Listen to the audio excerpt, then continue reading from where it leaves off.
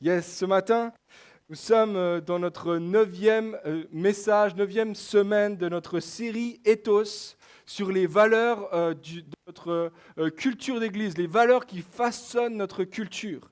Une série, une longue série, je comprends, mais ô combien importante, je crois. Et je crois qu'il est bon pour nous, en tant qu'Église, en tant que famille de Dieu, de s'attarder sur notre culture d'Église, sur les marques, sur les valeurs, sur les signes distinctifs qui font de nous qui nous sommes. Parce que je crois qu'il y a des signes distinctifs, il y a des marques distinctives pour ceux et celles qui appartiennent à Jésus-Christ. Amen.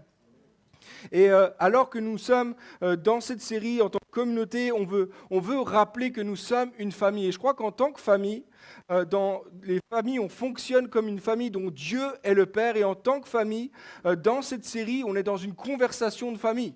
Vous savez, des fois, il y a des conseils de famille, une discussion de famille. On parle un petit peu de comment est-ce qu'on va fonctionner ensemble, de certaines règles, de certaines valeurs qui fonctionnent pour nous en tant que famille. Et dans cette série, on est en ce moment même en train de parler de ces valeurs, de ces éléments qui font qu'on est ce qu'on est, on est la communauté qu'on est, qu'on se distingue aussi de tous les groupes sociaux, toutes les sociétés, etc., dans cette ville.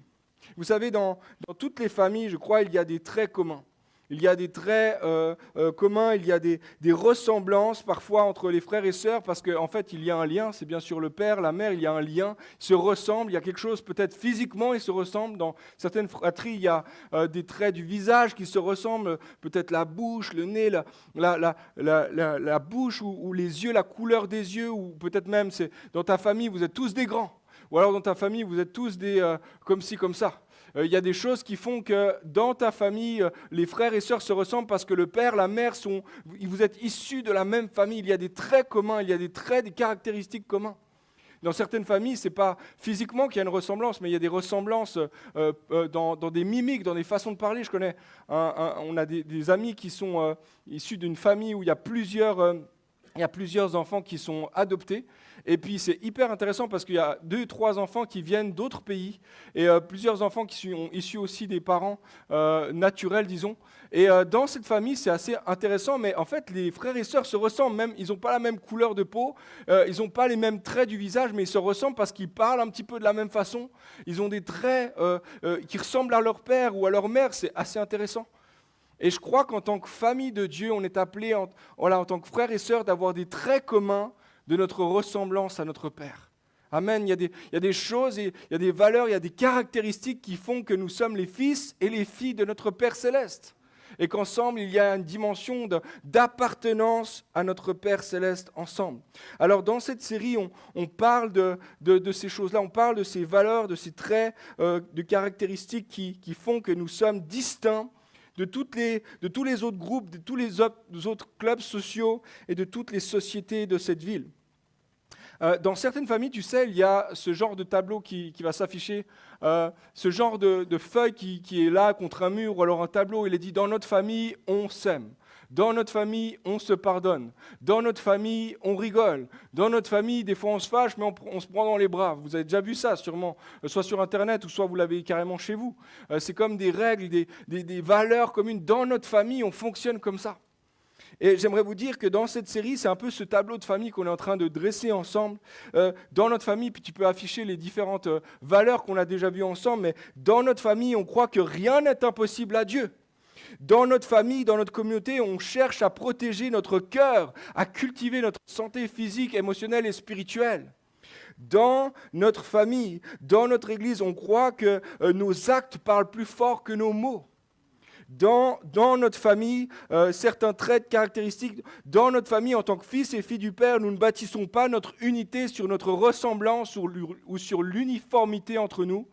Nous bâtissons notre unité sur ce que nous avons de plus cher en commun, c'est-à-dire Dieu, sa parole. Nous avons tellement plus de choses en commun que de choses qui nous différencient les uns des autres. Oui, on n'a pas tous la même couleur de peau, on n'a pas tous le même âge, on n'est pas tous des hommes, pas tous des femmes, on vient tous de milieux sociaux différents, mais les amis, ce qu'on a de plus précieux, de plus important, le trait commun qu'on a le plus fort, c'est Jésus-Christ. Et dans notre famille, il y a toutes sortes, il y a plusieurs de ces règles, vous les voyez, de ces valeurs qu'on a affichées ici à l'écran, mais qu'on a vues dans ces dernières semaines. Et c'est exactement cette conversation qu'on est en train d'avoir en ce moment. Là, depuis le début du mois de septembre, on parle de ces valeurs, de ces choses qui font qu'on est cette famille qui a des valeurs, des traits, des caractéristiques en commun. Ces valeurs sont, je le crois, des valeurs fondamentales dans le royaume de Dieu. Elles sont aussi, et il faut le dire, parfois contre-culturelles, complètement à l'encontre de ce que le monde nous enseigne, de ce que la culture occidentale, ici au XXIe siècle, nous enseigne. Certaines de ces valeurs sont contre-culturelles ici, certaines de ces valeurs sont contre-culturelles ailleurs. Dans tous les cas, les valeurs du royaume de Dieu sont toujours contre-culturelles par rapport au monde. Et donc, nous sommes appelés à nous distinguer, à vivre finalement comme des lumières. Jésus dit, vous êtes la lumière du monde. Vous êtes appelés à vous distinguer, le sel de la terre. Dans sa lettre aux Philippiens, Paul va dire en Philippiens 2, verset 15, « Soyez irréprochables et purs, des enfants de Dieu irrépréhensibles au milieu d'une génération perverse et corrompue, parmi laquelle vous brillez comme des flambeaux dans le monde. » En fait, il reprend un petit peu l'idée, Jésus dit, « Vous êtes la lumière du monde. » Et Paul est en train de dire, en tant que disciples de Jésus, nous sommes appelés à briller par notre façon de vivre au milieu d'une génération et d'une culture qui est complètement différente de la nôtre. En tant qu'Église, nous sommes appelés à vivre comme des signes du royaume de Dieu sur la terre. À vivre d'une autre manière qui dénote un autre royaume, une autre appartenance, que nous appartenons au Père des Lumières. Amen. Alors que le Père nous a adoptés dans sa famille, nous sommes appelés maintenant à développer les traits caractéristiques de ceux et celles qui font partie de son royaume. Jésus l'a dit de cette façon, l'objectif, c'est pas que on se glorifie nous-mêmes ou parce qu'on est meilleur que les autres ou quoi que ce soit. C'est pas l'idée de dire nous, on est au-dessus d'eux, pas du tout. Mais Jésus dit justement que nous sommes appelés à vivre de cette façon afin qu'il voie vos bonnes œuvres et qu'il glorifie votre Père qui est dans le ciel. Matthieu 5, verset 16. Vous êtes la lumière du monde, vous êtes le sel de la terre. Et puis ce n'est pas pour vous-même, pas pour vous glorifier vous-même, mais parce que alors qu'ils vont voir votre façon de vivre, ils vont faire un lien avec votre Père céleste. Parce que vous ressemblez, vous avez été très caractéristiques de la famille de Dieu. Maintenant, imagine, tout à l'heure on parlait de ce tableau avec ces valeurs qu'on peut voir parfois dans les familles, etc. Imagine, tu vas chez ton ami, et puis sur le mur, c'est marqué une valeur peut-être qui est proche pour eux, etc. Ils disent, dans notre famille, on est propre, on est ordonné, on fait les choses bien, etc. Tu rentres chez lui, et partout, il y a du bazar.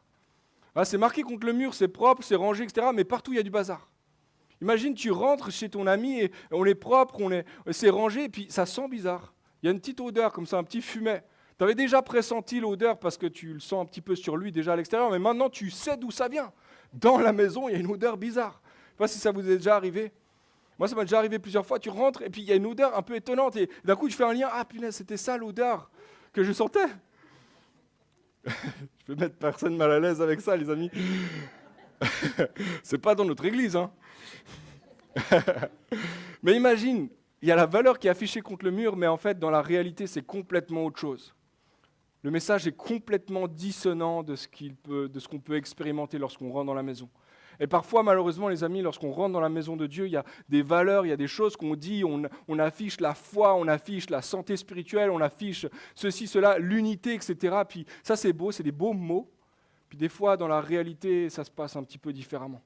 Les amis, il ne faut pas que ça soit comme ça, parce que ça discrédite complètement notre message. Lorsque le monde, lorsque les gens autour de nous vont voir votre bonne manière d'agir, ils doivent faire le lien avec votre Père céleste. Amen. John Tyson a dit ceci, « Nous ne sommes pas seulement appelés à croire l'Évangile dans nos cœurs, mais aussi à rendre l'Évangile visible par la qualité de nos vies. » Et moi, je rajoute ici la qualité aussi de nos relations dans la communauté. Ce n'est pas seulement que tu es appelé à dire l'Évangile, tu es appelé à incarner l'Évangile. Et en tant que communauté, dans notre façon de vivre ensemble, on est appelé à vivre d'une telle façon qui dénote que ça parle de quelque chose d'autre, ça parle d'une réalité différente. Alors dans cette série de messages, on regarde à ce qui fait de nous un peuple différent. On regarde aux valeurs clés qui façonnent le type de communauté que nous sommes et celles aussi que nous voulons façonner afin de devenir cette communauté qui, par sa façon de vivre, incarne l'Évangile. Et ce matin, on va explorer ensemble notre 9e valeur. Et avant de vous parler de cette valeur, j'aimerais lire un texte avec vous qui se trouve dans 2 Samuel au chapitre 6 et verset 12. Un texte un peu long, mais je crois que c'est important de lire ensemble ce texte ensemble. Verset 12. David se mit en route et fit monter l'arche de Dieu depuis la maison d'Obed-Édom jusqu'à la cité de David, au milieu des réjouissances. Quand ceux qui portaient l'arche de l'Éternel eurent fait 6 pas, on sacrifiait un bœuf, un veau gras. David dansait de toutes ses forces devant l'Éternel, et il était ceint d'une éphod de lin. Verset 15, David et toute la maison d'Israël firent monter l'arche de l'Éternel avec des cris de joie et au son des trompettes, comme l'arche de l'Éternel entrait dans la cité de David. Michal, fille de Saül, en parenthèse, femme de David. Michal, fille de Saül, regardait par la fenêtre et voyant le roi David sauter et danser devant l'Éternel, elle le méprisa dans son cœur. Après qu'on eut amené l'arche de l'Éternel, on l'a mis à sa place au milieu de la tente que David avait dressée pour elle. Et David offrit devant l'Éternel des holocaustes, des sacrifices d'action de grâce.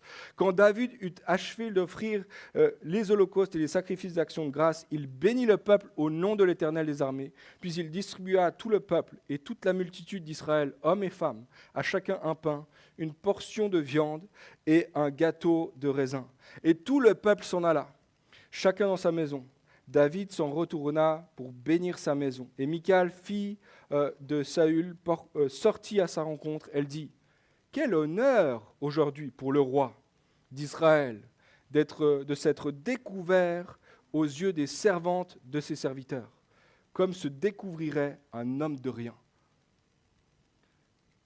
Verset 21, David répondit à Michal, « C'est devant l'Éternel qui m'a choisi de préférence à ton père et toute sa maison pour m'établir chef sur le peuple de l'Éternel, sur Israël. C'est devant l'Éternel que j'ai dansé. Je veux paraître encore plus vil que cela et m'abaisser à mes propres yeux. Néanmoins, je serai en honneur auprès des servantes dont tu parles. » Amen. Passionné par la présence de Dieu. Ça, c'est la valeur dont on va parler aujourd'hui. La passion pour la présence de Dieu, une passion pour sa présence. Mais Dieu avant toute chose, parce que c'est dans le feu de sa présence que la braise de ta passion est renouvelée. On parle ici d'une culture de développer, de cultiver une culture de passion et de faim pour Dieu dans un monde d'idolâtrie et d'apathie spirituelle. On parle ici d'une passion pour la présence de Dieu. Dans l'histoire que nous venons de lire ensemble, David vient juste d'accéder à la royauté. Et il vient de succéder à Saül, qui était le premier roi d'Israël. Et alors qu'il installe son règne à Jérusalem, David décide de ramener l'arche de l'Alliance. Il ramène l'arche de la présence de Dieu, l'arche de Dieu à Jérusalem. Maintenant, pour ceux qui ne sont pas familiers, l'arche de Dieu, c'était une boîte en bois d'acacia recouverte d'or à l'intérieur et à l'extérieur. Une boîte qui faisait environ 115 cm de long par 70 par 70. Donc c'est une boîte en bois recouverte d'or. À l'intérieur de la boîte, il y avait les tables de la loi. En tout cas, anciennement, au début, il y avait les tables de la loi avec les 10 commandements. Il y avait aussi le bâton d'Aaron, le bâton fleuri d'Aaron qui parlait du sacerdoce des sacrificateurs. Et puis, il y avait également un pot avec de la manne dedans. Et donc, plusieurs symboles ici pour les Israélites de se rappeler de la provision de Dieu, de se rappeler de l'alliance de Dieu. Ici, on parle de choses précieuses pour le peuple de Dieu. Au-dessus de cette boîte, il y avait un couvercle en or pur. Et sur ce couvercle, il y avait ces 2 anges, si vous voulez, c'est des chérubins, des êtres célestes qui se font face et dont ils se couvrent la tête, ils se couvrent avec leurs ailes. Et puis, ça s'appelle le propitiatoire. Et là, en Israël, c'était la présence de Dieu. En fait, entre les 2 chérubins, il y avait le nom de l'Éternel qui était invoqué. Et le nom de l'Éternel invoqué, ça veut dire littéralement la présence de Dieu. C'est là que Moïse, lorsqu'il rentrait dans le tabernacle, il rencontrait Dieu face à face. C'est là qu'il rencontrait Dieu face à face. C'est là aussi que les sacrificateurs amenaient le sang, ils amenaient le sacrifice, ils amenaient les offrandes, parce que c'est la présence de Dieu littéralement sur la terre. Dans l'Ancienne Alliance, le propitiatoire, c'est là où Dieu manifeste sa présence. Alors lorsque David accède au trône, la première chose qu'il fait, une des premières choses qu'il fait, c'est qu'il ramène l'arche au cœur de la vie d'Israël. Et là, il y a quelque chose de fort ici, parce que David est passionné par la présence de Dieu. Il réalise les implications du fait que la présence est en train de revenir dans la ville. Alors il danse de toutes ses forces, il chante de toutes ses forces. Certains le méprisent carrément, sa femme le méprise parce qu'il semble être un petit peu trop... il bouge dans tous les sens et puis il montre tellement de passion pour Dieu. Mais qu'est-ce qui se passe? David comprend, il sait... Il célèbre la présence de Dieu. Pour ceux qui connaissent un petit peu les psaumes, vous savez que David, c'est un des psalmistes, un de ceux qui a composé le plus de psaumes, et vous lisez les psaumes, et vous réalisez que cet homme-là, c'était un homme qui aimait Dieu, qui n'avait pas peur de montrer toutes ses émotions, tout ce qu'il était devant Dieu. Quand il ne comprenait pas, il allait devant Dieu. Quand il était dans la joie, il allait devant Dieu. Dans tous les moments de sa vie, il allait devant Dieu. Parce que David, c'est un homme qui aime Dieu. D'ailleurs, la Bible l'appelle l'homme selon le cœur de Dieu. Ça, c'est son surnom dans la Bible. Dieu lui donne ce surnom, l'homme selon le cœur de Dieu. Je ne sais pas quel était ton surnom à toi à l'école. Est-ce que tu avais un surnom à l'école? Certains, vous aviez un surnom un petit peu, vous en auriez honte d'en parler aujourd'hui. Peut-être aujourd'hui même, vous avez un surnom au travail, j'en sais rien. Moi, j'avais un surnom quand j'étais ado. Parfois, on m'a appelé l'ours. Je ne sais pas trop pourquoi. Encore aujourd'hui, j'ai des questions à propos de ce surnom, quoi. Peut-être c'est en lien avec le timbre de ma voix ou ma carrure, j'en sais rien. Vraiment, j'ai beaucoup de questions. Donc, je questionne un petit peu quand même ce surnom. Mais lorsque Dieu donne un surnom à un homme, je crois qu'on peut faire confiance à Dieu. Dieu dit, cet homme-là, son surnom, c'est l'homme selon le cœur de Dieu. Donc, il y a quelque chose ici. David, c'est un homme qui aime, qui est passionné par la présence de Dieu. Alors que ce gars passionné de l'Éternel danse de toutes ses forces devant l'arche qui rentre petit à petit doucement dans la ville, il chante des chants. On peut lire encore le psaume 24 où on peut lire le psaume, il chante ce chant alors que l'arche rentre dans la ville.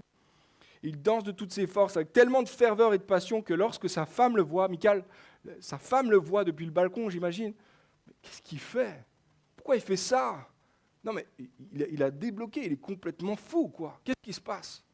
Et la Bible dit qu'elle le méprise dans son cœur. Plus que ça, lorsque David vient pour bénir sa maison, Michal n'hésite pas, hein. Franchement, il faut y aller, c'est le roi. Quand même, je ne sais pas pourquoi elle fait ça, mais en tout cas, elle dit ça, verset 20. Quel honneur aujourd'hui pour le roi d'Israël. Quel honneur, waouh. Vraiment. Quel honneur pour le roi d'Israël de s'être découvert aux yeux des servantes de tes serviteurs, à ceux qui sont plus petits que ceux qui tu considères les plus petits. Comme se découvrirait un homme de rien. Elle s'adresse au roi ici, elle s'adresse à son mari, elle s'adresse au roi aussi. Et il y a un mépris dans son cœur. Et tu vois, la présence de Dieu fait bondir de joie David, alors qu'elle laisse complètement indifférent Michal. La présence de Dieu fait chanter David, fait exploser de joie David, mais Michal, pour elle, c'est complètement banal ce qui vient de se passer. Et ma question pour nous ce matin, pour chacun d'entre nous, c'est est-ce que ta foi est vivante? Est-ce que ta foi est vibrante? Est-ce qu'elle est fervente devant Dieu? Est-ce qu'il y a de la joie dans ton cœur à l'idée de voir l'Éternel, de rencontrer l'Éternel? Je ne sais pas comment tu es venu à l'église ce matin. Est-ce qu'il y a de la joie en te disant « je vais à la maison de l'Éternel, je vais à la maison, je vais le rencontrer ». Est-ce qu'il y a de la joie lorsque tu vas dans ta chambre seule et tu réalises Dieu, le Dieu de l'univers, est présent ici, maintenant? Waouh! Est-ce que la présence de Dieu te passionne? Une question peut-être un petit peu gênante pour notre culture, peut-être pour ceux qui sont peut-être un petit peu dans leur tempérament suisse, là. J'en fais partie, donc pas de mépris ici, hein. Mais est-ce que pour toi, est-ce que la présence de Dieu produit une joie qui se voit sur ton visage? Parce que des fois, notre joie est tellement profonde. Tu vois, parce que je suis profondément joyeux, là. Ouais, parce que ton visage, on ne le voit pas sur ton visage, ça ne se voit pas. Dis-le à ton visage, lui, il va le découvrir avec moi. Et des fois, dans notre tempérament, dans notre culture, etc., il y a une sorte de tranquillité, et puis il y a des aspects positifs à ça, mais les amis, je crois qu'on doit être un peuple passionné par la présence de Dieu. Amen. Tu vois, Michal représente toute une culture, une génération qui ne s'intéresse pas à Dieu. Une culture, une génération caractérisée par ce qu'on appelle l'apathie spirituelle. L'apathie spirituelle, c'est un état d'indifférence. de manque d'intérêt, d'impassibilité face à Dieu et aux choses spirituelles. Elle s'apparente à un manque d'émotion, de motivation, de passion pour Dieu, pour sa présence, pour sa parole, pour son Église, pour sa mission. Ouais, c'est bien toutes ces choses, bof, ça va. Puis la réalité, c'est que si on faisait le sondage dans peut-être nos habitations, nos lieux d'habitation, au travail, à l'école, peut-être tu ferais le sondage autour de toi, beaucoup de gens te diraient « je suis athée », mais la réalité de ce qu'ils veulent vraiment dire, c'est pas « je suis contre Dieu », parce qu'athée, ça veut dire contre Dieu. Ils ne diraient pas « je suis contre Dieu », ils diraient « Dieu, ça ne m'intéresse pas ». En fait, qu'il soit vivant ou pas, qu'il existe ou pas, franchement, ça ne change rien du tout à ma vie. Beaucoup de gens sont dans cet état-là. Et laissez-moi vous dire ici, je ne suis pas du tout en train de jeter une pierre à qui que ce soit. Si tu es là avec nous ce matin et que tu te poses des questions, et encore aujourd'hui tu te dis, est-ce que j'y crois vraiment à ces choses-là? Laisse-moi dire, tu es à la bonne place de réfléchir à ces choses. Moi, il y a quelques années en arrière, j'étais à ta place et j'étais à la place de plein de gens qui se disent aujourd'hui, en fait, Dieu, ça ne m'intéresse pas. Qu'il soit vivant ou qu'il ne soit pas vivant, ça ne change absolument rien à ma vie. La réalité, c'est qu'on vit au milieu d'une génération qui n'a pas beaucoup d'intérêt pour Dieu. Et ça, d'une certaine façon, c'est logique. Là où c'est illogique, là où il y a un problème, les amis, c'est quand l'Église devient apathique. Lorsque le peuple de Dieu ne s'intéresse plus aux choses de Dieu. Lorsque le peuple de Dieu ne s'intéresse plus, en fait, à Dieu, à sa présence, c'est complètement illogique pour moi. Lorsqu'elle s'ennuie de louer Dieu, d'écouter sa parole, de prier, lorsque le peuple de Dieu joue à l'Église dimanche après dimanche, en regardant sa montre pendant la louange, en bâillant pendant la proclamation de l'Évangile, en étant là, ouais, plus ou moins, etc. Puis vite, le plus vite possible, j'ai fait mon devoir, c'est de checker dans ma liste. Lorsque le peuple de Dieu est apathique, les amis, il y a quelque chose de faux. Il y a quelque chose qui sonne faux. Les amis, on devrait être passionnés par la présence de Dieu, amoureux de la présence de Dieu. Lorsque le peuple de Dieu se bénit parmi le dimanche, puis elle oublie complètement Dieu du lundi au samedi. Alors, à la semaine prochaine. Quand l'Église s'ennuie de Dieu et des choses de Dieu, quelque chose cloche. Quand les chrétiens se lassent de Dieu et ne lui donnent que les restes, quelque chose ne va pas. Francis Chan, qui est un pasteur aux États-Unis, maintenant il est missionnaire aussi en Asie, et il a écrit dans un de ses bouquins, il a fait cette confession. Pendant des années, j'ai donné à Dieu des restes sans éprouver de honte. J'ai simplement détourné mes yeux des Écritures pour me comparer aux autres. Le reste que j'offrais à Dieu me paraissait plus charnu que le reste de mes frères. J'avais donc l'impression que tout allait bien. Et parfois on fait ça. On se sent ou on se mesure dans notre passion pour Dieu à mon frère, ma sœur. Ah oui, moi je lève les mains à l'église au moins. Oh, moi je suis là, je suis présent à l'église au moins. Moi je prie de temps en temps au moins. Puis des fois notre standard en fait il est nivelé par le bas simplement parce qu'on est en train de regarder à ceux et celles qui en fait n'ont pas beaucoup d'intérêt pour Dieu. Les amis, on ne devrait pas se comparer aux autres, on devrait regarder à la parole de Dieu. Qu'est-ce qu'elle nous demande en réalité? Si on est honnête, parfois, les amis, on est de ceux qui donnent les restes à notre Dieu. On réduit la présence de Dieu à une tâche dans notre journée. On lit finalement peu ou pas la Bible. Certains, je le dis parce que je le sais, mais certains lisent la parole seulement le dimanche matin, quand les versets s'affichent à l'écran. On vient à l'église quand il n'y a rien d'autre de prévu ou quand il n'y a rien de plus excitant en réalité que l'église. On arrive au milieu de la louange parce qu'en fait on croit que ça c'est juste l'apéro avant d'entrer vraiment dans le plat de résistance. On aime Dieu, on aime les gens, mais avec une certaine retenue, tant que ça ne me coûte pas trop. Tant que ça ne va pas trop me coûter de temps, pas trop coûter d'argent, pas trop coûter d'énergie. Oui, j'aime Dieu, j'aime les gens, jusqu'à un certain point. Parfois, les amis, on donne les restes à Dieu. Avec Christina, on s'est mariés il y a 11 ans bientôt. Dans quelques semaines, on fête nous 11 ans de mariage. Et imaginez si 2 semaines après, là, on a fini notre voyage de noces, etc., on revient. Et si j'étais revenu vers ma femme, puis je lui avais dit « Ah, génial, hein, c'était trop bien le mariage. Hein. C'était cool. » Et maintenant, en fait, juste que tu saches, ma vie est bien remplie. J'ai beaucoup de choses dans ma vie. Et en fait, je pourrais seulement te donner les restes de mon temps. Je pourrais seulement te donner les restes de mon argent. Je peux seulement te donner les restes de mon attention. En fait, je peux seulement te donner les restes de mon amour, parce que mon amour, en fait, il est dirigé essentiellement sur moi-même. Imagine si j'avais dit ça, est-ce qu'on aurait fêté nos 11 ans de mariage prochainement? Pas sûr, hein? Des fois, on fait ça avec Dieu. Des fois, on donne juste les restes à Dieu. D'amis, si l'Église est indifférente à la présence de Dieu, si l'Église n'est pas passionnée et fervente pour rechercher sa face, elle perd tout son sens. Elle perd toute sa raison d'être. Philippe Yancey qui a écrit ceci: l'Église n'existe pas avant tout pour offrir des divertissements, pour construire l'estime de soi ou pour faciliter les amitiés, bien que ça aide. Elle existe premièrement pour adorer Dieu. Si elle échoue en cela, elle échoue. Point. Toi et moi, en tant qu'Église, on existe premièrement pour adorer Dieu, glorifier Dieu. Moi, je suis convaincu que Dieu cherche une Église bouillante pour lui, une Église fervente pour lui. Amen. Des hommes, des femmes passionnés par sa présence et par sa parole. Une Église qui est enthousiaste à chaque fois qu'elle a l'occasion de le rencontrer, que ce soit rassemblé en Église ou seul dans sa chambre. Il y a une passion pour sa présence. J'aime sa présence. Je serre sa parole contre mon cœur.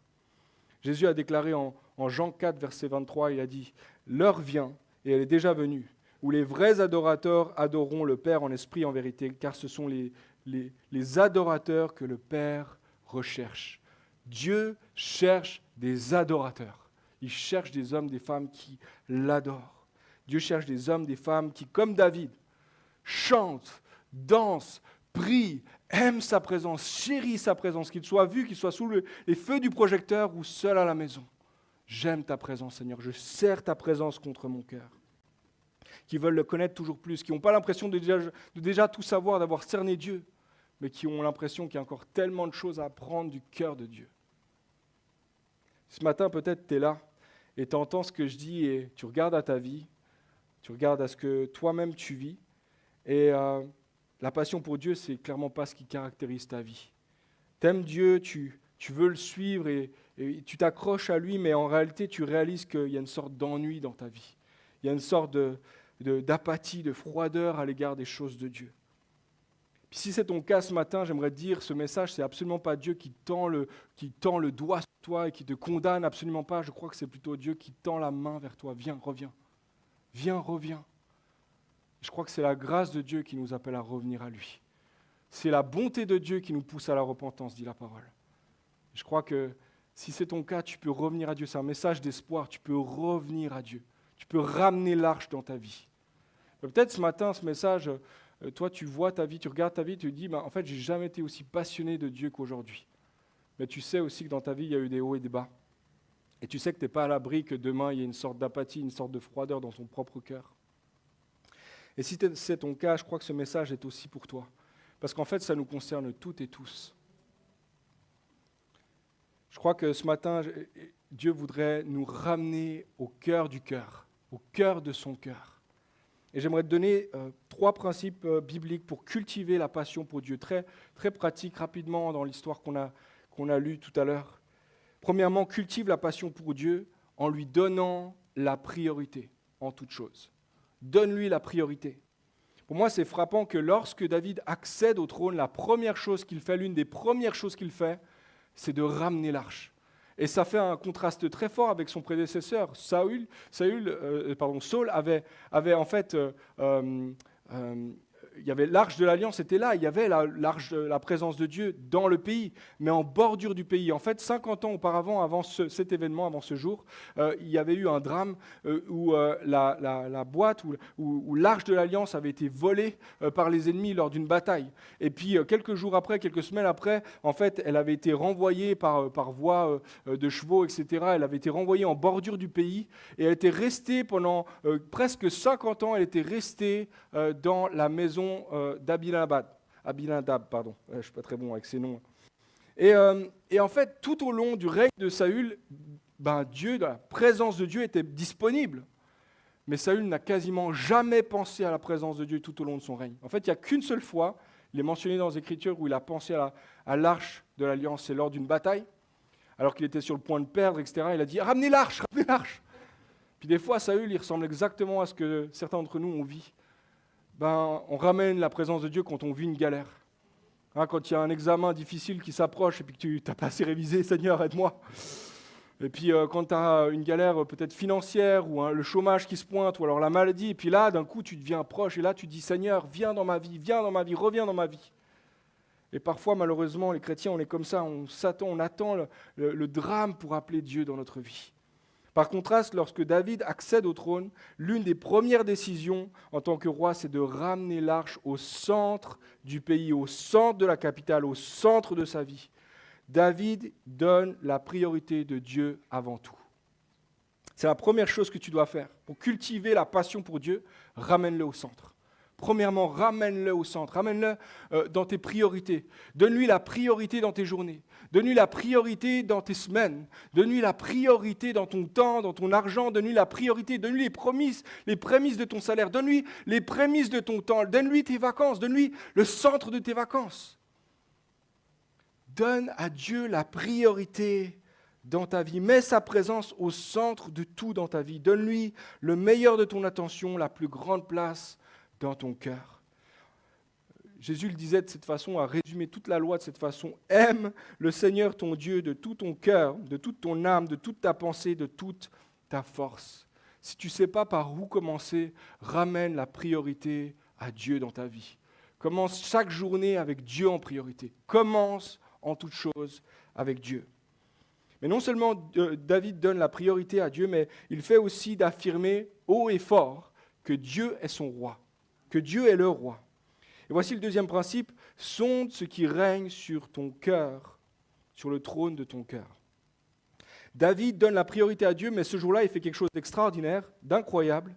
Il s'élance avec des chants, avec des danses, et puis on a un extrait d'un de ces chants. Ça a été enregistré, et puis ça a été enregistré dans le psaume 24, je l'ai dit tout à l'heure. J'aimerais lire avec vous un court extrait à partir du verset 7. « Porte, élevez vos linteaux, élevez-vous, portes éternelles, que le roi de gloire fasse son entrée. Qui est ce roi de gloire? L'Éternel fort et puissant, l'Éternel puissant dans les combats. Porte, élevez vos linteaux, élevez-les, portes éternelles, que le roi de gloire fasse son entrée. Qui donc est ce roi de gloire, l'Éternel des armées? Voilà le roi de gloire. » Et nous, on lit ça, et ça peut nous enthousiasmer, etc. On lit ça parfois aussi en démarrant la louange, etc. Mais ce jour-là, imagine, le roi, David vient juste d'être intronisé roi, et lui, il rentre dans Jérusalem et dit, les amis, le roi est entré dans la maison. Et tout le monde crie, etc. Non, vous n'avez pas compris, le roi, c'est pas moi. Le roi, il est là. Voici le roi de gloire. Qui est le roi de gloire? C'est pas moi, c'est lui. Il est le roi de ce peuple. Et David, je crois qu'il non seulement déclare, il est le roi de ce peuple, mais il est le roi de mon cœur. Il est le roi de nos vies. Il est le roi sur toute chose. Moi, je suis roi, peut-être, j'ai une fonction de roi, mais en réalité, le roi des rois, c'est lui. Et il y a une déclaration ici qu'on doit s'approprier, les amis. Deviens le roi de mon cœur, Seigneur. Sois le roi en toute chose. Il entre dans la ville et c'est sa première déclaration. J'aimerais dire, l'une des raisons pour laquelle la passion pour Dieu parfois refroidit, c'est que nous laissons régner sur nos cœurs toutes sortes d'autres choses que Dieu. Parfois, on laisse régner des choses, des fois temporairement, parfois longuement. On laisse traîner des choses comme roi sur notre cœur. Et c'est ce que la Bible appelle en fait l'idolâtrie. L'idolâtrie, c'est simplement de mettre quelque chose sur le trône de ton cœur à la place de Dieu. Ça, c'est l'idolâtrie.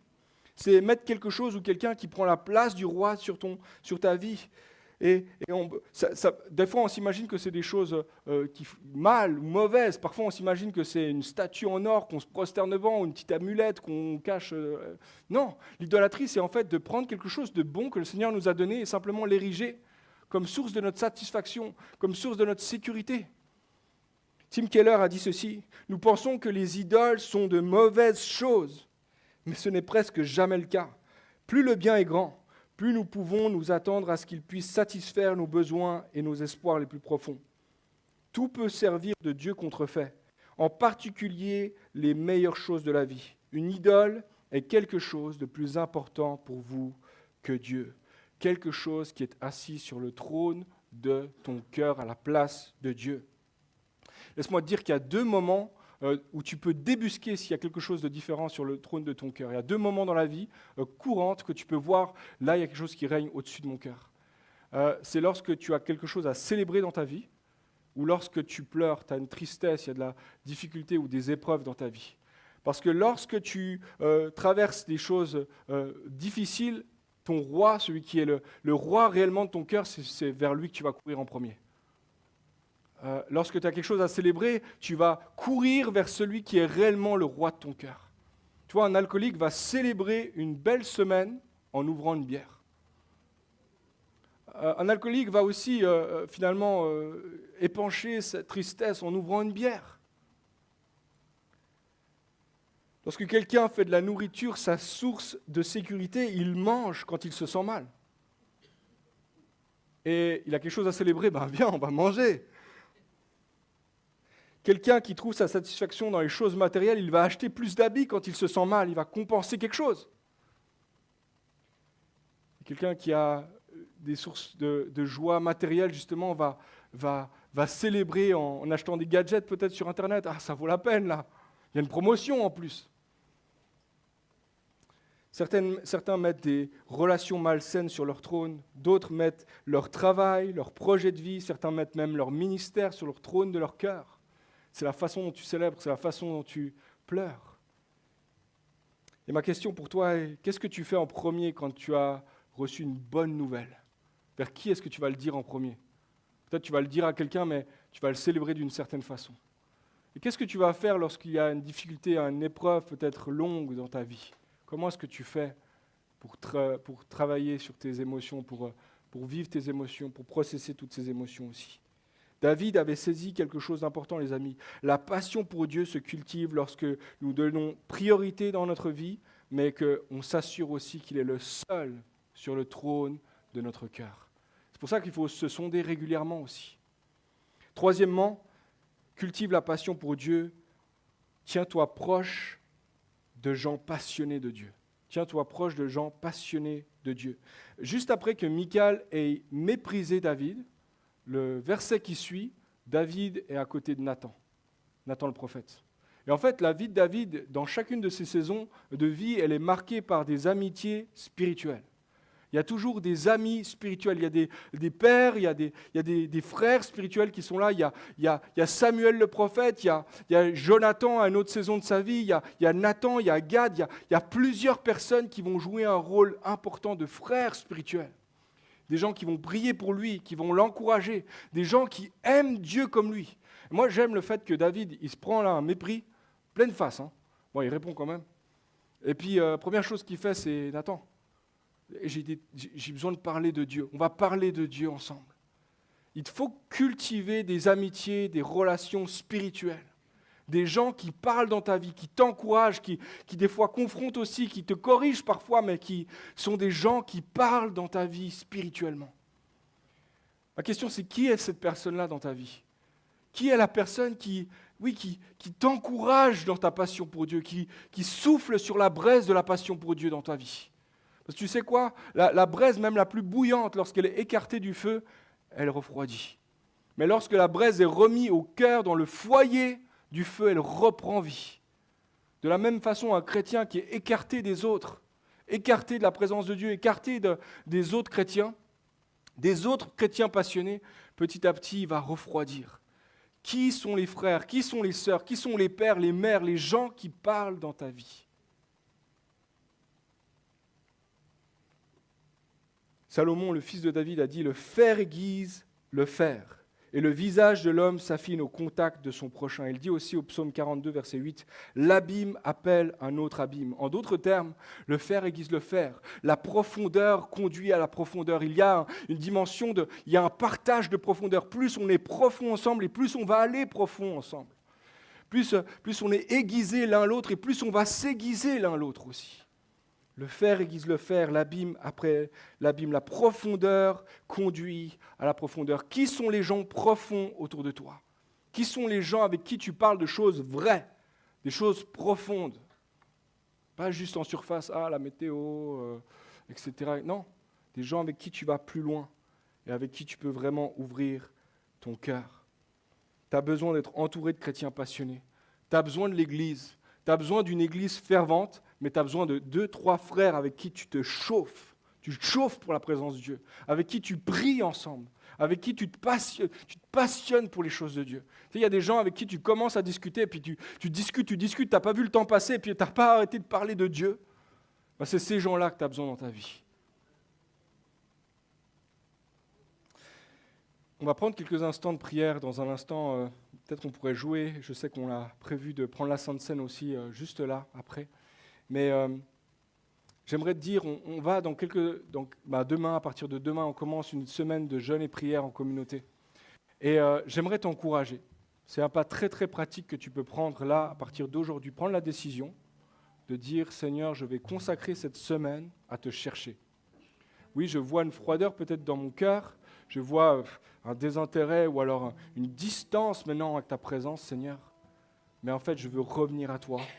Je veux revenir pour vrai à toi. Je ne veux pas me laisser aller. Je ne veux pas continuer à faire comme si la présence de Dieu n'était rien. Au contraire, je veux la ramener au centre de ma vie. Et si c'est ta prière ce matin, je te propose simplement là où tu es, tu peux te lever, là à ta place, et dire Seigneur, avec moi, tu peux dire Seigneur, je veux plus de toi. Je veux être passionné pour toi. Je veux te chercher. Je veux être fervent pour toi. Je veux être de ces hommes, de ces femmes comme David qui dansent en ta présence, qui sont marqués par le sceau de ta présence. Leur vie, le centre de leur vie, c'est toi. Je te prie, Seigneur, fais cette œuvre dans ma vie. Renouvelle une foi, une passion pour ta maison, une passion pour ton œuvre. Seigneur, merci parce que alors que nous venons à toi ce matin, alors que nous entendons ce message, toi, tu tends ta main vers chacun d'entre nous pour nous appeler à revenir à toi, pour nous appeler à être passionnés de toi, pour nous appeler à être fervents pour toi. Pas juste des chrétiens des bouts des lèvres, mais des chrétiens engagés profondément dans leur cœur. Merci Seigneur parce que c'est toi qui renouvelles cette passion dans nos vies. Et alors que David est là, il est avec Nathan, et puis ils viennent de vivre ça. Ils ont mis l'arche de la présence de Dieu dans cette tente. David est dans sa maison. Et David pense, il réfléchit, il dit, mais comment est-ce que moi je peux être dans une maison alors que l'Éternel est sous tente? Et il a ce projet qui commence à naître dans son cœur. Je vais bâtir une maison pour Dieu, une maison de prière. Je vais bâtir une maison de prière pour toutes les nations. Et ça, ce n'est pas un rêve qui vient de lui, c'est un rêve que Dieu lui donne. Et au travers du prophète Nathan, au travers de son ami, il y a cette parole qui est donnée, une parole de vie. Tu fais bien d'avoir ce projet, c'est un bon projet, ce n'est pas toi qui vas bâtir cette maison. Mais laisse-moi te dire que c'est moi qui vais bâtir ta maison. L'Éternel dit à David, c'est moi qui vais bâtir ta maison. Alors que tu te consacres à moi, alors que tu mets vraiment ma présence au centre, moi je vais bâtir ta maison. Moi je construis ta maison. Moi je vais établir ta maison de génération en génération. J'aimerais te dire ce matin, alors que tu te lèves ce matin, alors que tu réponds à cet appel, le Seigneur te fait cette déclaration sur ta vie aussi. Je bâtis ta maison. Je construis ta maison. Alors que tu as décidé de bâtir un autel de prière, de mettre ta pierre à l'édifice pour bâtir la maison de prière, l'Éternel dit, c'est pas toi qui me construis une maison, moi je construis ta maison, moi je bâtis ta vie. Alléluia Seigneur, merci pour cette parole. Merci Seigneur parce qu'il y a un retour à toi dans ce lieu. Merci Seigneur parce que par ton esprit tu nous attires à toi, c'est ton esprit qui fait cette œuvre en nous. Merci Seigneur parce qu'il n'y avait rien en nous qui puisse produire ça. C'est ta grâce seule. C'est ta compassion, ton regard de compassion sur nos vies. Je bénis ton nom ce matin. Et à ta place, là où tu es, tu peux simplement élever ta voix et dire « Seigneur, sois le centre de ma vie. Reviens au centre de ma vie. Je ramène l'arche au centre de ma vie. Je ramène l'arche et j'évacue tout ce qui a pris la place sur le trône de mon cœur. Je sonde mon cœur avec toi, Seigneur, et j'évacue. Je renonce à toutes mes fausses sécurités, à toutes mes fausses sources de satisfaction. Je renonce à toute idole. Et je reviens à toi, Seigneur. Tu es celui qui satisfait pleinement mon cœur. C'est toi qui remplis vraiment ma vie. Et alors que je prends cet engagement devant toi, je me tourne vers les frères et sœurs et je te demande, Seigneur, donne-moi des frères et sœurs, donne-moi des combattants dans la prière, donne-moi des amis de prière, des amis de foi, avec qui je peux me chauffer dans la foi, avec qui je peux me chauffer dans la passion pour toi, Seigneur. Merci Seigneur parce que tu es en train de faire cette œuvre, parce que tu fais de nous une communauté, un peuple passionné par ta présence. Gloire au nom de Jésus. Gloire au nom de Jésus. Est-ce qu'on peut applaudir le Seigneur ce matin ?